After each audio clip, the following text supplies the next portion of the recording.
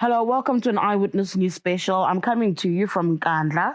You know who lives in Nkandla? Former President Jacob Zuma. He is, I think, the leader of the story of the elections, the great disruption of the 2024 general elections. We join him now from his home in Nkandla. Former President, thank you so much for making time to chat to us. Welcome to Eyewitness News. Thank you. You are the great disruptor. People might make an argument that Paul suggested you do as well as you did. Many of us went, it's impossible. COPE did well. EFF sustained its arrival. But I don't think people saw over 2 million votes. The MK's launch has been quite spectacular. I want to understand, how does one even go about it? I was there in Soweto when you launched the MK, where you announced that you can no longer vote for the ANC. But I did not think it would result in sitting at the IEC and watching the numbers telling the way that they did. How do you even go about it? How do you even start to try and launch something against the so-called mighty ANC? I did not disrupt. I just want to disagree there. Oh, I call it disruption, but okay. I did not disrupt. I just established a political party to contest to other parties. And I had very serious reasons why I did so. Firstly, I think it is important to take into account that I am a politician, not just politicians by loving it or being whatever. I am a politician. I think politics, I plan politics, strategy, tactics, and everything. So it's not a small matter. And I would not have tried it if I knew it was not going to work. I did so because I knew it well, for a variety of reasons, that one day when I write my book, I would tell a full story and what happened, etc. Firstly, I come from the freedom fighting kind of grouping. I fought for my freedom in this country, for freedom of Black people. And in the process of all of that, in fact, I could even go back. But if you know, the last battle of Black and White ended here at Nkandla, the last one, the Bambata Rebellion, which changed the thinking of how do we fight for our struggle. That's what led to the establishment of politics in South Africa from the Black people in particular. And the stories about that war were told here by older people, how ruthless the British were in the camps that were putting people and what they were doing to them. That is where my what you call it, the first things that put me into politics. So getting into politics was not just because I love politics. It was because of what had happened to a Black person in this country that made me to join the struggle at my young age, to fight for the liberation or freedom of Black people. It is in my blood, it is in my vein, it is in my marrow. It's not a joke. I'm not doing it because I want to make money. I don't want to do it because I just want to do good. It is a very genuine desire to liberate a Black person. And that will take you back to slavery, that I think about what has been done to Black people. The most devastating behavior towards them. And therefore, to me, if I go to the struggle, it's not because I love it, it's because I want to change the lives of people. So it is a serious matter. And that led me to know politics deeper. Because they're politicians who are just politicians. Or in for a career. For careers, others. And politics is a serious, serious thing. It comes from very far. Now, when I took the decision that I'm ready to lose my love for the freedom of our black people, it was not a joke. That's why I joined in 1961. I mean, not 61, after 1961, 1962. Okay. It was Mkhonto weSizwe as a liberation movement or the kind of different fight than non-violent. When I you took up the joined armed, it yes. then, and I became a soldier of MK. Help me marry that vision, right, with the MK as you have it now as a political party. Help me understand how you've evolved from that person who was under the ANC, who understood why he needed to fight for a particular vision, to who you are today and what it is that you're fighting for with the MK party. At that time, as you know, and I've explained this at some point, there was African National Congress, the ANC. It was the only party that was established in 1912 as a response to the white separation and apartheid and the color pie and whatever you call it. Because the organization was growing and growing and growing, when the National Party government came into power, they then said they are not going to have a soft color bar that was being done by the British. They brought apartheid. You are a kafir, you are a kafir, you to your corner. They said so themselves. And that in itself led to the situation where they came to a point to ban an illegal organization, African National Congress, With which the was exile. fighting non-violent struggle. And that's what made us to say we cannot stand for this. And therefore, an alternative kind of an organization, well, it was clear they wanted to fight. And the ANC and the liberation movement at the time said, let us do it. And there was then an establishment well thought out of Mkhonto weSizwe as a military wing of the struggle in South Africa. Yes. Military wing. And therefore, we were taking arms. We went to train. We joined. We took a vow. We took an oath and everything. We were ready to fight and die. And many did so. That then led to a long, prolonged struggle that came to a point where particularly the whites, particularly put under pressure by the Western countries that they must agree to negotiate and stop the fight and find a way to sit together. That's what led to what people call CODESA. Yes. That was now to say, stop the war, find a way to live together. That's what we did.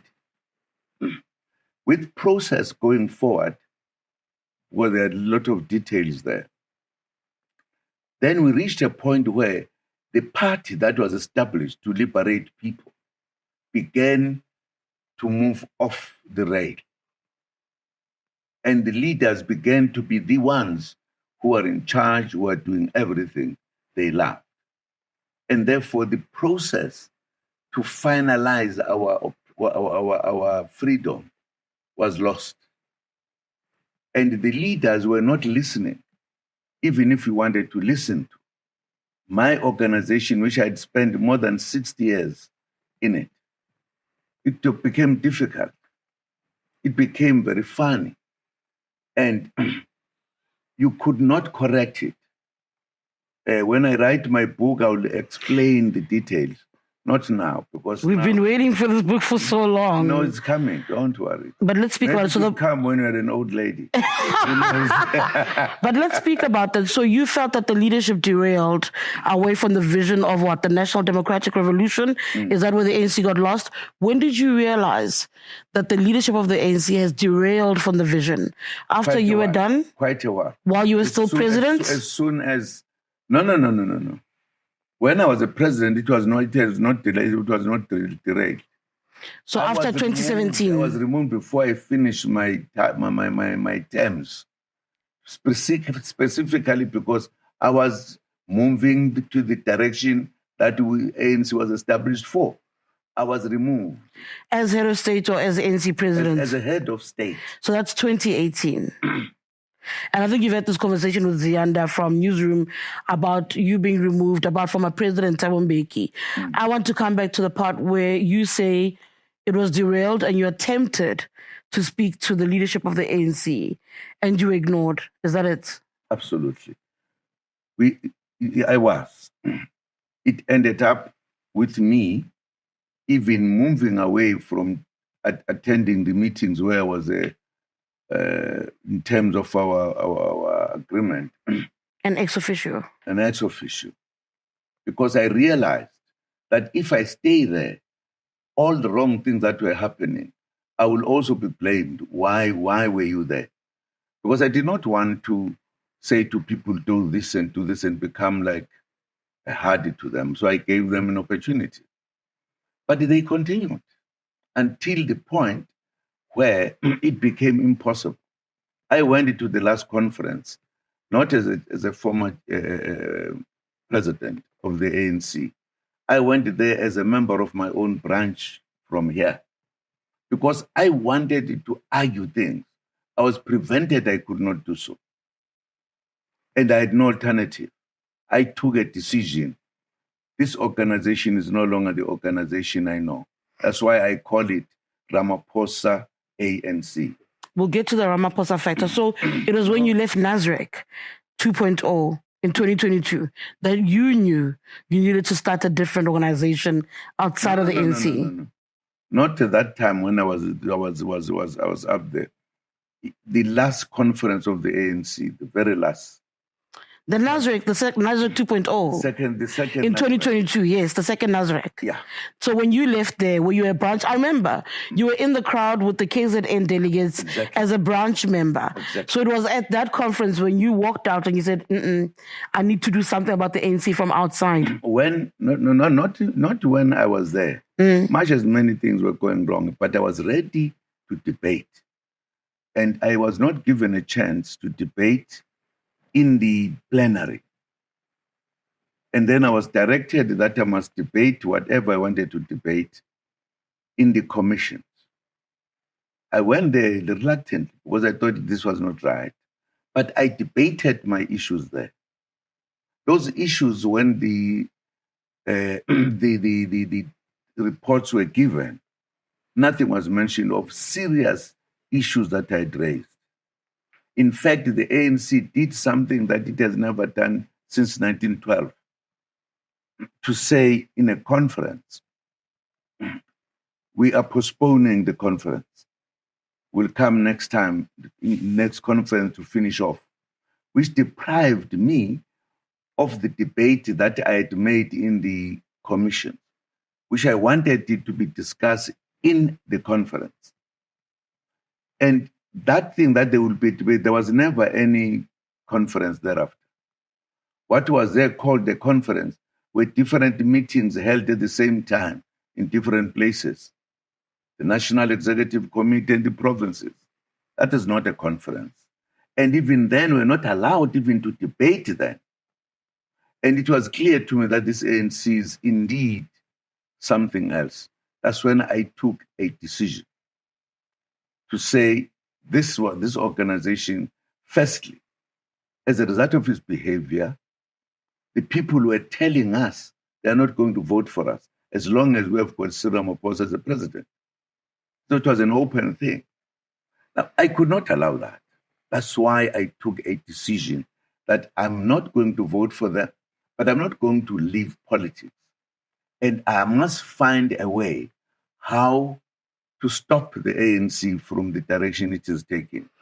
But there were people within the ANC who were incredibly loyal to you that were thrown off at the announcement of the MK party. I'm thinking about your Batabile Dlaminis, your Mzwandile Masinas, Nomvula Mokonyane, the Supra Mahuma Pelos, people who had been loudly, boldly team Jacob Zuma for years, who were seemingly taken by surprise. Did you take those people into your confidence when you were plotting or planning the idea of the MK I was party? doing what is called underground. Underground, we don't just tell a story. I chose the people I was going to deal with, that I worked with. Because I now, if I had told people, that thing would not have worked. I went underground, applied my tactics, applied my underground training in order to get where I am. And Ace Makashvili was already kicked out of the ANC. He was already left out in the cold. I mean, when I look at the election results, ACT was dismal, so to speak. Why wasn't he taken along the ride? Who? Ace Makashvili? I don't want to talk about that one. Let me not answer that one, because I don't want to talk about Ace Mahashul. Okay, I'm going to move on from him. No. But maybe let me be fair to you. Sure. I did inform Mahashul. I did, not once. I did. It's just that I must not go any further. And he still went on to establish ACT. Exactly. Well, you were at a big Orlando Stadium event. He was at a church holding a manifesto. And I actually asked him about it. I was like, why would you hold competing events when you are meant to be aligned? And I don't know if I got a satisfactory answer. I want to speak now to you about the Ramaphosa issue. This Ramaphosa, ANC of Ramaphosa that you speak about. It is a message that's clearly caught people's attention. It's worked. We see the election results. What has he done so bad in your eyes that you can't let up, that you can't let go, that it is consistent, that what is wrong with the ANC has to be this man at the helm at the moment? He misled the ANC. He has never led the ANC properly. I don't want to go further than that. And that's why I call it the Ramaphosa ANC. I don't want to deal with details of Ramaphosa. That's not my intention. It's very hard when you say, oh, at least for now. It's very hard when you do that because what we hear as the public is there's an issue with the ANC and it's this man at the helm. When you ask for an understanding, you don't want to delve deeply into it. You don't want to take us into full confidence about what has gone wrong. I'm not going to say to you, you chose him as your deputy. You said in the public before that they brought him to you during the Mangaung conference to make him your number 2. I still don't know if saying to me he's misled us is sufficient. I still feel like I'm missing something because when I look at you, it feels like you're going to great lengths, starting another party and asking for people to vote for that to make sure they bring a party you serve for well over 60 years under. That sounds like vengeance. Vengeance, yeah. It's more than just the surface level or we dislike you. It feels deeper than that. So that's why I keep asking for a little bit more around what the issue is around the current ANC president. No, I've said to you, my good sister, the leadership of the ANC was no longer listening to itself, listening to its party, and making a lot of decisions that were taking the ANC away from where we need to be. Now, one of the issues I'd raised, why I call it the problem was with the leadership, was leaders historically in the ANC, if the leader was doing something wrong, other leaders will deal with the matter and correct it. You had leaders that were no longer correcting anything. And their reasons, they feared this man on a number of issues. These are the matters I don't want to deal with it at this stage. Do you know there was a time where they said the same thing, the exact same thing about you? Sorry? Do you know there was a time they said the exact same thing about you? In the lead up to 2017, they would say, we can't correct him internally. The NEC is paralyzed because they fear their president. They used to say the exact same thing about you when you were a leader. Well, that is their own business. What I did when I was in charge, I changed things in this country, and they're written down. I came with everything. And some people hated that because they did not want me to change this country. That was a hatred, if at all they hated me. I've never terrorized anyone. I'm the most sweet human being. I don't know. Absolutely. I'll make up my mind at the end of this interview. Okay. You speak about there's something I've not lost my trail of thought. You've lost me there by telling me you're sweet when no, actually I'm going somewhere. I'm just sweet. No, let me. Let's see. This bid to show that there's something wrong with the ANC. Where does it stop? Because South Africans also watch this war between different kinds of ANC and worry that it will take the country down with it. What do you say to South Africans who say, geez, how long will these former statesmen, these leaders fight? At what cost will you continue in a fight to prove your point that there's something wrong with the ANC? No. I've never fought anybody in the ANC. Never. You're fighting Ramaphosa now, even through the ballots. As I'm saying, I'm a very sweet person. If I was fighting him, I wouldn't be sweet. He wouldn't be where he is. If I was, I'm very sweet, and I've never fought Ramaphosa. I've criticized Ramaphosa where it's going wrong. For an example, like when he said the ANC was #1 corrupt organization, I wrote a response. I remember that. To say no. I was not fighting him. I was just telling him you are wrong. That's not the way. I also can tell you something you don't know. Maybe just one piece was we are looking for. Yes, I want. when a campaign by the ANC, which included him, were saying I must resign from the ANC before I finished what you call. Before 2017. Yes. I realized that this is going to make the ANC fight within itself. On my own, I asked to see him to discuss that matter with his secretary, Mahashule. And I met with them in Cape Town. And I said, I've taken my decision to resign as the president of the ANC because I don't want the ANC to fight because of me. So I've taken a decision to resign. I then explained how I was going to do it and what will I do and every other thing. And I said, I'm trying to avoid the fight within the ANC. And I said, report it to the National Executive Committee, and this is what I think we should do. I'm ready to go. When I'm leaving, this is what I want to do. I gave him the period and the reasons why. He never came back to me even to report what was the response of the leadership. But this is now a decision to resign from head of state after 2017. Yes. Okay. And that, and he will tell you, because it did not come back to me until we had a meeting with the officials later.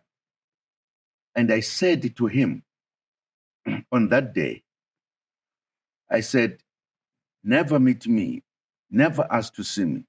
I said it in a meeting of the official, top 6. Because you have disappointed, you are not a leader. I told him he's not a leader, don't respect him. Because I gave him a serious discussion to make the organization not fight. And it disappeared, he never came back. Can I ask you? Reported. And I said, sorry. Because for me, you have proved that you are not a leader. Can I ask you when this actually happened? Because you stepped down as head of state in February of 2018. He became ANC president December 2017. So this is a conversation and deliberations between those two windows. Do you remember when it was exactly? No. When I said that, he was the president already. I had been out for a while. That meeting itself, not that was called by him. I went to brief my leaders in the province what had happened. They then went to the National Executive Committee because they were hearing this for the first time, as we are hearing it for the first time. I'm a little bit confused by the timeline. That's why I'm looking at you like this. Yes. No, I was no longer there. I was sitting here. I just felt I needed to go and brief the leadership. To inform them that you actually did try to resign before and you took it nowhere. Who? You told them that you had told Ramaphosa. I told them what I'm telling you. Yes. Yeah, I told them.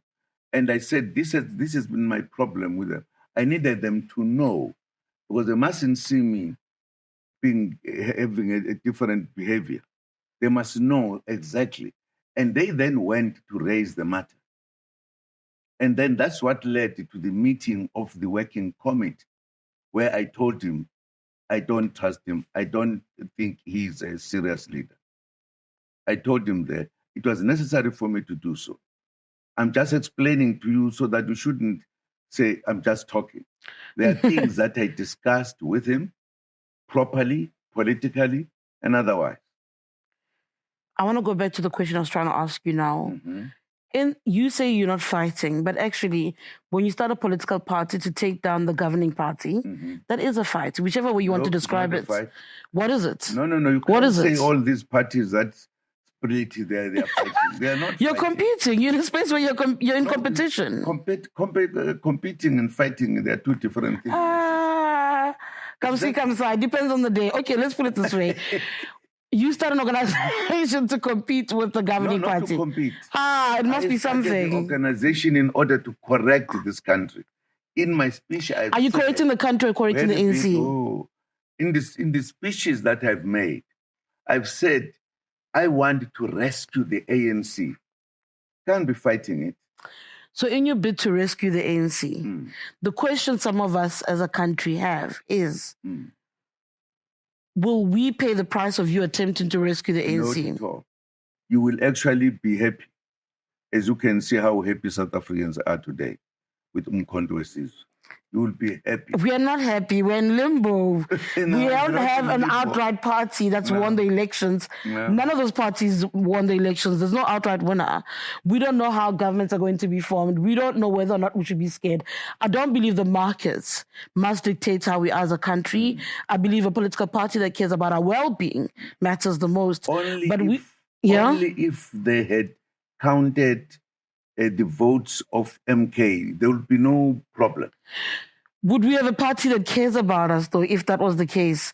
If the 2/3 majority that the MK has been selling us was actually the truth, would we be well taken care of as a country? I still don't know that. You will feel, if by now you will be feeling that we are now there.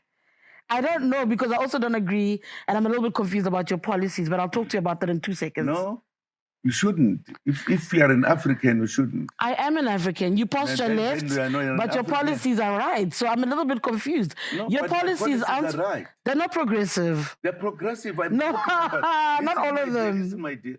We are talking about free education. Is that not progressive? We're talking about when black children can't study, when there is enough money. You can't tell me that. If we say we're talking about sending pregnant girls to a Robben Island. We're talking about the things that you've spoken about are not necessarily things that are progressive. We're speaking about queer rights. We're speaking about... No, listen. I'm not sending them to Robben Island to prison. That they must have forced education so that they are educated, they can come and be useful in this country. We're talking about... I'm saying you can't have little kids of 15 having children all over this country. And we think that but you also can't punish them. I'm not saying it's freedom, but you also can't punish them. In fact, those children have been raped. No, that's actually what it is. I'm not punishing them. I'm forcing them to study and be the doctors and everything and come back and serve this country. But that's also not... You must have time to debate this with me. Let's have a day. No, let's have a day, because we can take each other on there. I firmly believe that the MK party postures left but isn't left. We'll talk about it another day, because then we must add the issue of ethno-nationalism to the conversation. I want to help you, because you will realize we are building a South Africa. All your black kids are drinking from morning to day. We don't want that for them. Eh? We don't want them. We don't want it for them. We don't want our children hooked on substance abuse. So we are the only party that has talked about it. No, you're not. Because I've read so many manifestos. I'm going to say no, you're not. But I want to move away from that. So you say to me that there would be some stability if the MK party was in. But I'm saying to you, South Africans feel that this issue that you have with the ANC is one that could actually still cost the country, that we are torn between different aspects, factions, permutations of the ANC that are fighting each other, competing, correcting, whichever way you want to put it.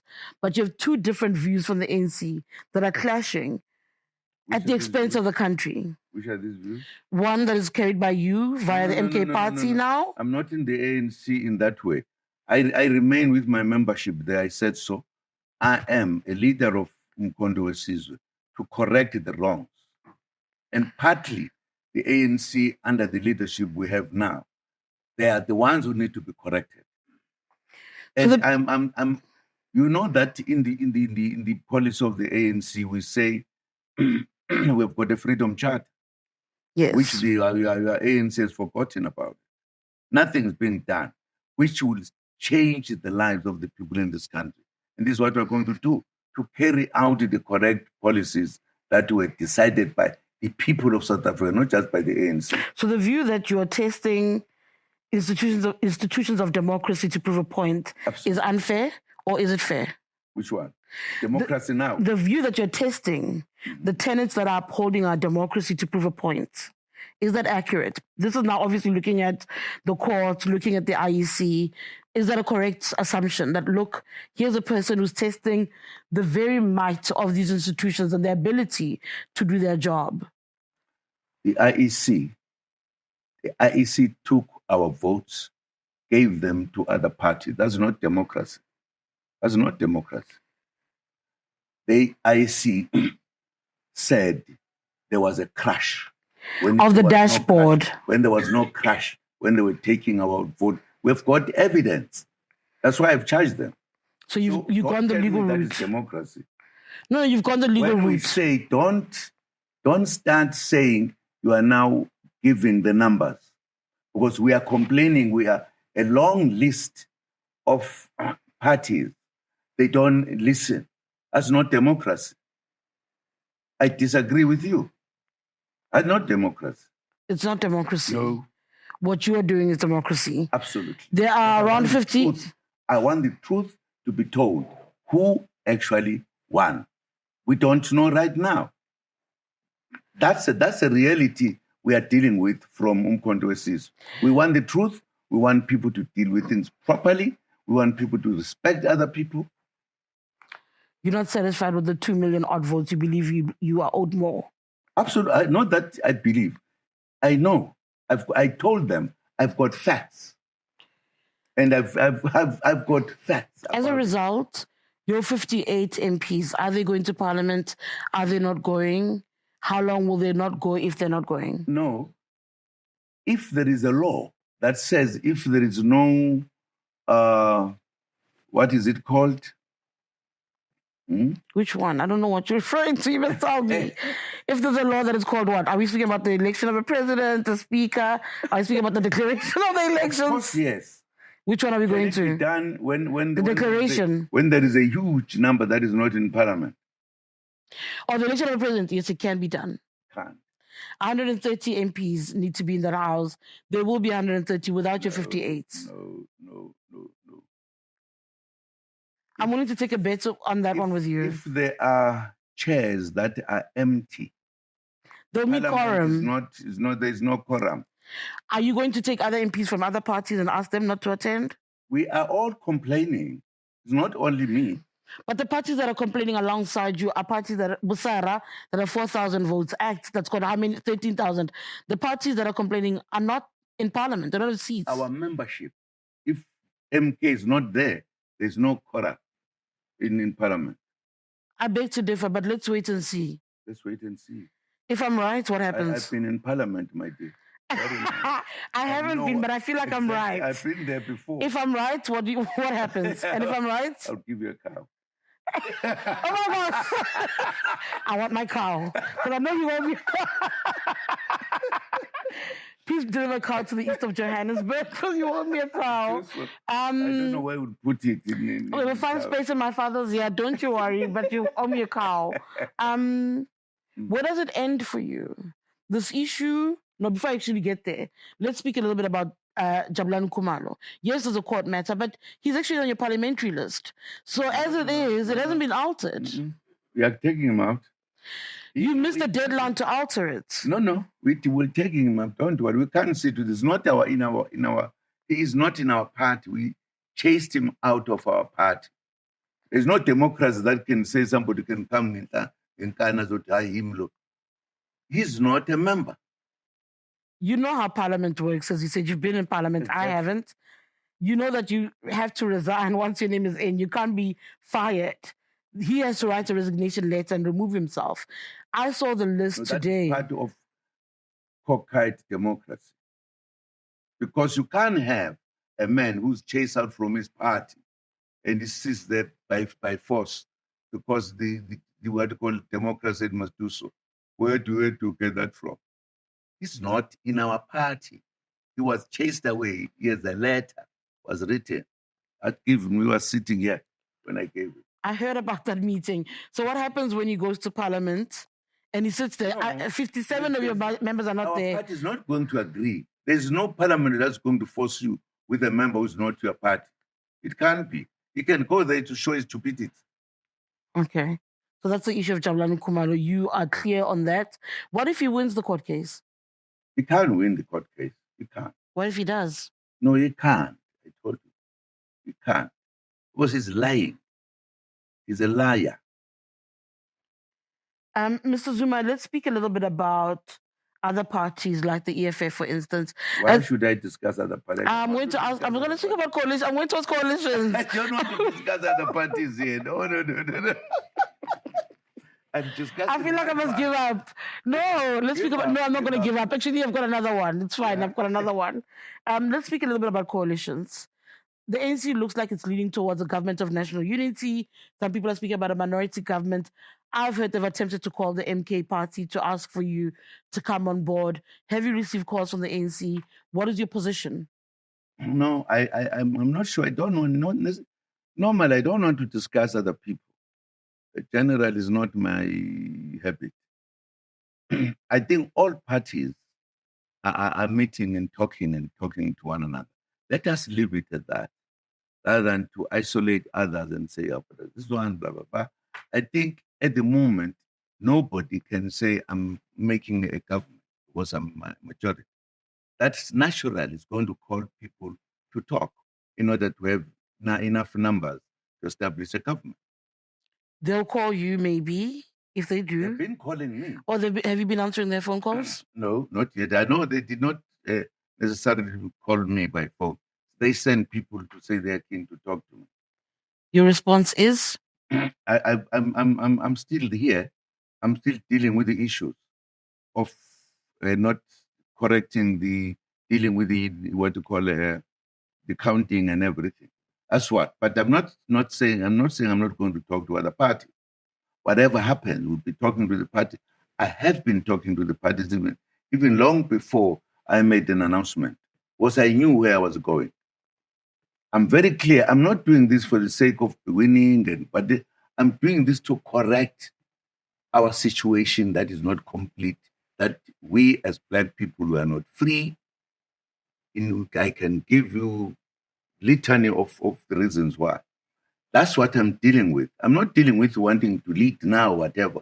I'm dealing with the whole issue of us not being free. I come from jail without a case where the judges were angry with me because I was telling them the truth, and they took me to prison. This is for being in contempt of the Constitutional Court. Exactly. For being in contempt of the Constitutional Court. That is their own reason. Their judge was doing that thing we are talking about. I'll still say to you, that one is for being in contempt of the Constitutional Court. That's how I understood it. You want me to tell you this? No, I don't want you to tell me the story. I want us to move to other things because we don't have time. There is a law in South Africa that says if you are in a commission or somewhere, you say to whoever is chairing, I don't want to because you are not going to be impartial to me. What does the law says? What must that person do? Consider it. They don't owe you a yes. They must consider it. You can't. By law, if I say I don't trust you, you are going to be biased with me. You can't force yourself to go. The law does not say so. But I want to, what, that's... No, I'm telling you, No, I'm hearing you. That's where the problem begins. I'm hearing you about where the problem begins. Instead of giving it to somebody else. Chief Justice Raymond Zondo. Exactly. And he uses of being a Chief Justice to instruct his people to charge me and to sentence me to 2 years. There's never such a thing in any democracy, in any situation. So I couldn't be those judges by not helping him. They were themselves doing the wrong thing. I'm not coming to your court if that's the case. I fought for this freedom. They didn't. Are you angry about the way that was handled? Absolutely. Do you remain angry? Absolutely. I will remain angry until I die. Because they were wrong. They were totally wrong. The judge first was wrong. They were wrong. And I will never accept it. Even today, they can repeat it. I will go to jail.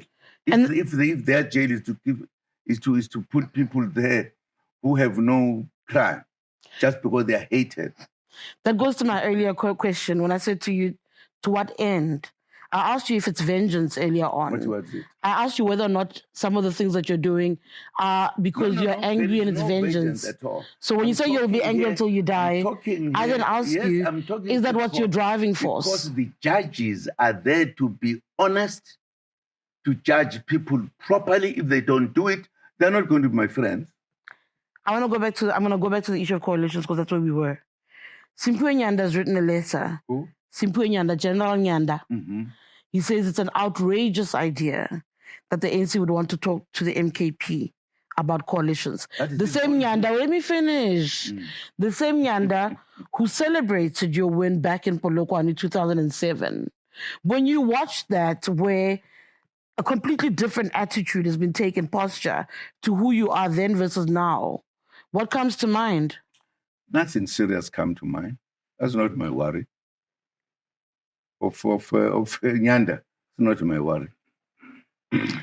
And then everybody says you got rid of Zuma because of state capture. If you allow him back in, you're opening the door back to what went wrong during his term of office. What do you say? Whose term of office? There are people who also say if the ANC seeks to work with you, because some in the ANC want to work with the MK party. Mm-hmm. Others say, if you do that, you're opening the door back for state capture to happen. We are past that. I don't even know what the state capture really. Because in my own language, I don't understand. Because if you want to talk about the state capture, you are talking about parliament, executive, and judiciary. If these three were captured, they couldn't themselves deal with themselves. Does not make sense. I said this even when it was being said, the state capture. What does it mean? Was it mean those three arms are captured? How can they then, it should be them who look after the case. What have you done? It's madness in my view. I'm almost done. I really am.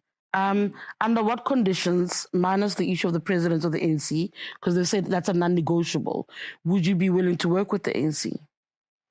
No, that one I'm not going to be answering it because you know very well. But they said it's a no-go. It's a non-negotiable. Who is no-go? Their president is a no-go. Who? Their president. Their president? Yes. Is a no-go? When it comes to negotiations, they're open to talking about everything except for calls for their president to go. So what else? So what other conditions? You can't say you want to negotiate and put conditions even before we talk. That tells you there's something, I don't want to involve myself in that one. You can't say you want to negotiate, but not about our president. What is that? You don't want to negotiate. Because if you want to negotiate, you say, I want to negotiate, you then negotiate. If those issues arise in the process, you can then discuss. You can't put a condition. You want to discuss with me, but put not this one. It's never done that way, really. And then my parting shot.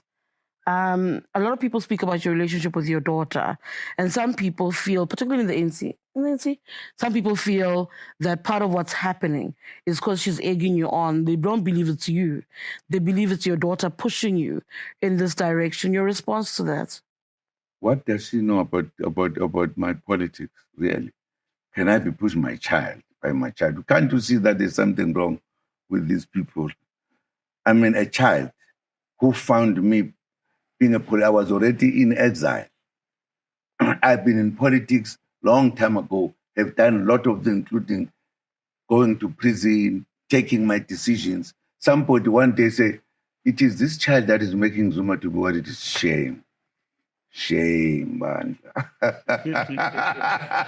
Okay. Thank you for your time. Thank you. So wait, hold on. Your parliamentarians, they will not go for the election or the voting of a president. When will they go to parliament? No, if we do so, if there is no quorum, that parliament collapses. It collapses. They can't go there with members who are not there. That's not parliament. Remember, if they manage to elect a speaker, a deputy, and a president, you owe me a cow. I'll send you my address in the East End. I'll push the cow from here through what do you call a road 3? What is it called? N3. N3. You must come on the N3. That's right. On the road. I'm taking it to a lady in Johannesburg. Thank you so much, former President Jacob Zuma, speaking to us there about a myriad of things. A very difficult person to interview, but anyway, those are some of his thoughts on some of the conversations many are having at this point in time. For Eyewitness News, my name is TD Madia.